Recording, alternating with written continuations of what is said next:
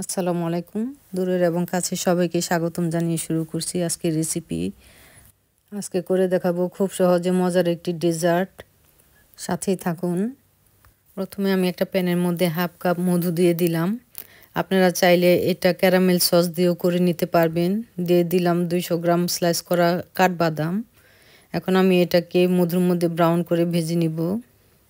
বাদামগুলোকে আমি এখন অল্প জালে আস্তে আস্তে ভেজে নিব যাতে পুড়ে না যায়। ভাজা হয়ে গেলে আমি একটা বেকিং পেপারের মধ্যে ঢেলে এটাকে ঠান্ডা করে নিব। এখন আমি এখানে 1 জার চেরি ফল ছেঁকে নিচ্ছি। প্রথমে জুসটা আলাদা করে নিলাম। এটা টক চেরি ফল। এখন আমি চেরিগুলোকে এক পাশে রেখে জুসটার মধ্যে দিয়ে দিলাম 2 টেবিল চামচ চিনি, 2 টেবিল চামচ কর্নফ্লাওয়ার।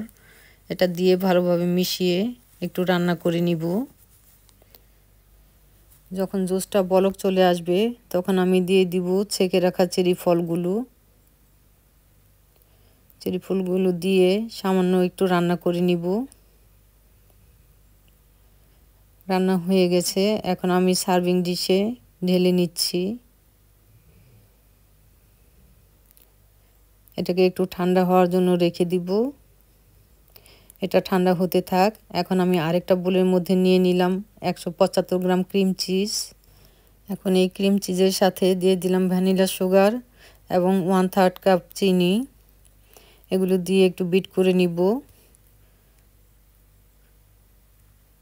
যতক্ষণ না ক্রিমি হয় ততক্ষণ বিট করে নিতে হবে। এটা বিট করা হয়ে গেছে। এখন আমি এখানে নিয়ে নিলাম 200 গ্রাম হেভি ক্রিম। এটাকেও আমি বিট করে নিব।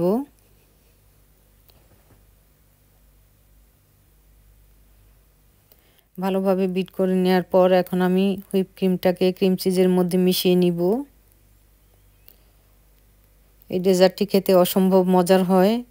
আপনাদের হাতের কাছে যদি এই জিনিসগুলো থাকে অবশ্যই একবার ট্রাই করে দেখবেন, অসম্ভব মজার হয়। এখন আমি রান্না করা চেরির উপরে দিয়ে দিলাম ক্রিম চিজ, সেই সাথে দিয়ে দিলাম ভেজে রাখা আলমন্ড। এখন আমি কিছু চেরি ফল দিয়ে এটাকে সাজিয়ে নিলাম। খুব সহজেই তৈরি করে নিলাম মজাদার একটি ডেজার্ট। আশা করছি আপনাদের কাছে ভালো লেগেছে।